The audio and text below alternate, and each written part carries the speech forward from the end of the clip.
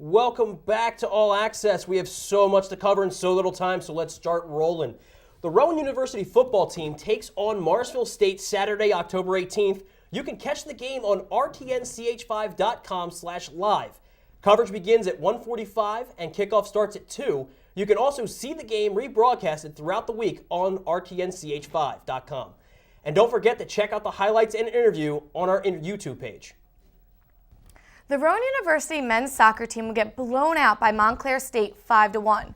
Redhawks midfielder Lucas Tercy would lead the game in goals with 2. He also had 1 assist on the night. Rowan's forward Ryan Travis would get 1 lone goal. Despite only scoring once, Rowan actually outshot Montclair State 17-14. Only 6 of those Rowan shots would go on goal. Montclair State goalie Michael Gonzalez would make 5 saves. With the loss, Rowan University falls 3-2 in the conference, while Montclair State is now 5-0 in the conference play. The Rowan men's soccer team dropped a 3-1 road contest to NJAC opponent Richard Stockton College for their second consecutive conference loss. Rowan has now lost 3 in a row overall. The game was rescheduled for October 16th after being postponed for the previous day. The Ospreys went up 2-0 in the first half on 2 goals from forward Anthony Kolosterson at 5:35 and 36:46. Props forward Vinny Igatowicz cut the lead to 1 with a goal in the 62nd minute, but the Ospreys pulled away with another score less than 2 minutes later. Rowan remains 5th in the NJAC at 3-3 and 8-7 overall. Men's soccer returns for homecoming after the 3-game road trip, hosting conference opponent William Patterson University on October 18th. After 2 overtime periods, the Rowan's women's soccer team took a 1-1 tie at home against NJAC frontrunner Montclair State University. The game on October 11th gave the winning team a chance to take first place in the conference. Midfielder Melissa Kelly gave the Profs an early 1-0 lead with a score in the 2nd minute off a corner kick by midfielder Jess Durnian. The goal was the first Montclair State had conceded since allowing 2 in its first game of the season. Then in the 66th minute, back Aaron Sullivan's corner kick led to a goal by forward Martina Landekel to tie the game up for the Redhawks. The Profs and the Redhawks each tallied 5 shots over 2 overtime periods. Both teams came in on winning streaks, with Rowan winning 7 straight and Montclair at 11 straight. With the draw, Rowan and Montclair were deadlocked for first at the conference record of 4-0-1. But a conference win for Montclair over Keene on October 15th gave the Redhawks an advantage once again. The Rowan women's soccer team could not capitalize on an early lead as they fell 2-1 at NJAC opponent Richard Stockton College. The game was rescheduled to October 16th after being postponed the previous day. Rowan dropped to 4-1-1 in the conference and 9-3-1 overall with the loss, as well as falling to 4th in the conference standings. Forward Erica Sewell put the Profs on board at 9:53 mark with her 11th goal of the season. The Ospreys tallied only 4 shots for the game, but cashed in on those chances with scores from midfielders Adriana Boscher and Kara Homan in the 19th and 85th minutes, respectively. The 2 goals were the most Profs goalkeeper Carly Trevino allowed since September 7th. Rowan currently sits 4th in the conference standings after this loss to Richard Stockton. Montclair State still leads the conference with a 5-0-1 record. Women's soccer travels to face William Patterson University on October 18th for the first of 3 remaining conference games. They still have to face New Jersey City and the College of New Jersey, who is currently 11-2. The Rowan University's men's hockey team traveled to Ohio for the ACHA Showcase. Their first game would be a 10-0 loss against Lindenwood Belleville. Forwards Daniel Hussey and Dwayne Wainman would lead Linwood in the goals with 2 each. Forward Brad Edwards would lead the team in points as he got 1 goal and 3 assists. Profs goalie Cody Riley would have his worst game statistically on the year, allowing 7 goals on 20 shots. Michael DePhillips would replace him in the 3rd period. Rowan would rebound on the second day of the showcase with a 4-2 win against Dayton University. In the first period, it would be Profs left winger Alexis Polis who would get the game's first goal just 6 minutes in. In the second, defenseman Logan Rogers would give the Profs a 2-0 lead. He would be assisted by center Robert Wilworth, who also scored to open up the 3rd period and gave Rowan a 3-0 lead. The Flyers would try to climb back in the scoring a goal halfway through the 3rd. It wouldn't be enough, though, as the Profs would Wood headed into the final day of the ACHA Showcase with a win. On the last day of the ACHA Showcase, Rowan would have an early morning start with a game against Toledo University at 8:15 a.m. The Profs wouldn't let that stop them, though, as they would win in overtime, a thriller of 6-5. Rowan would find themselves down 2-1 after the first period. Forward Zach Bourne and Brent Bain would score for the Rockets. Rowan would go on to score 4 unanswered goals to take 5-2 lead. The Rockets would come storming back with 2:08 left in the period. Brent Bain would score his second goal of the night to tie the game at 5. 3 minutes into overtime, Profs forward Alec Nikolai would score the winning goal, and this would be his second on the game. Up next for the men's hockey team is a trip to New Brunswick to face Rutgers University. Now we'll send it over to Pete Inarado for this week's Pro Talk.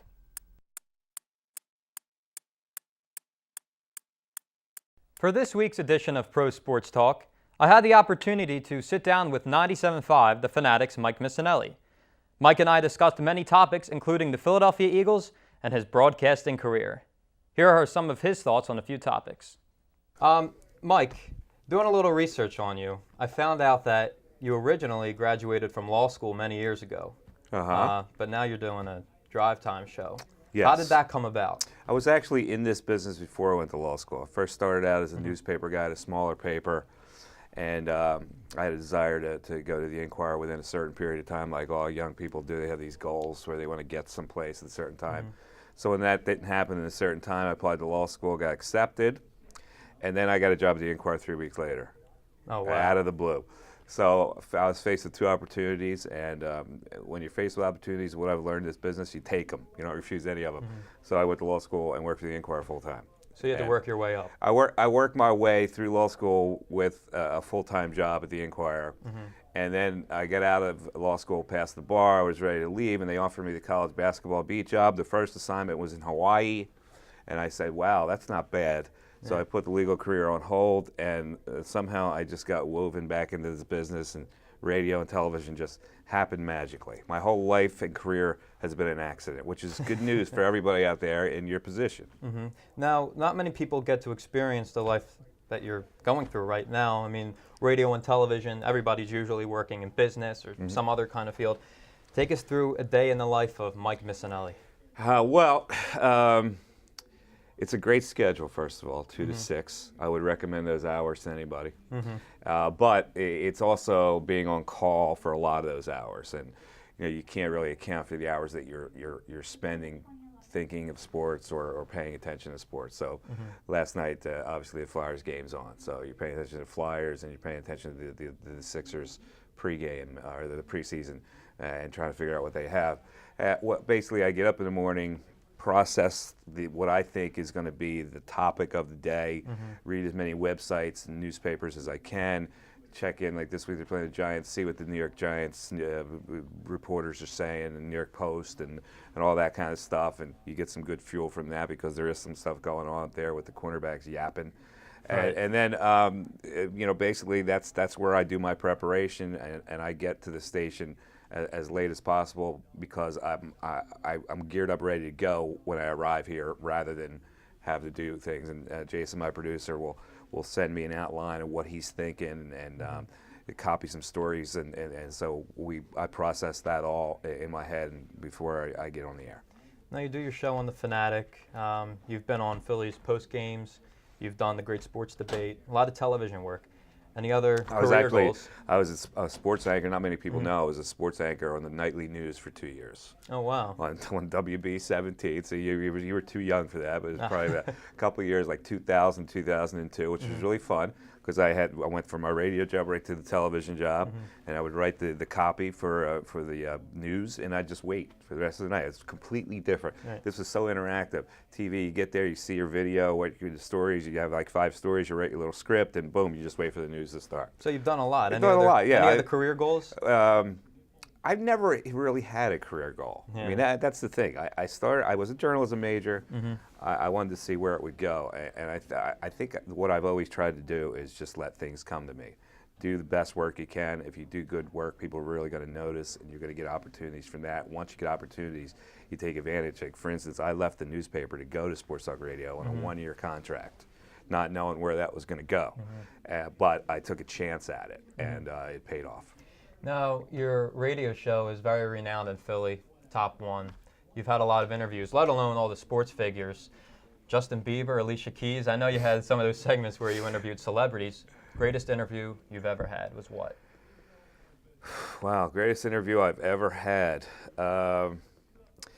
In sports talk radio, you look at the interviews that make the most impact with the people who are listening. So I think that we had Carrie Williams on after the Scones Gate. Yes. And he admitted during that interview that he didn't really care what the fans thought. And this is like his arrival in Philadelphia. So that resonated with the fans, and that was talked about for a lot of that. And then Ruben Amaro this year, where he told me I was misinformed and uninformed. And I told him, well, pretty much I could be an alien that just fell from Earth, and I can see the standings that you're in last place. Yeah. So I don't know how misinformed I could be. But those are the kind of interviews. I mean, I've had, obviously, shows with Charles Barkley, which were classically fun, and, other good interviews. But I've done so many that they kind of blend into one another now. Totally.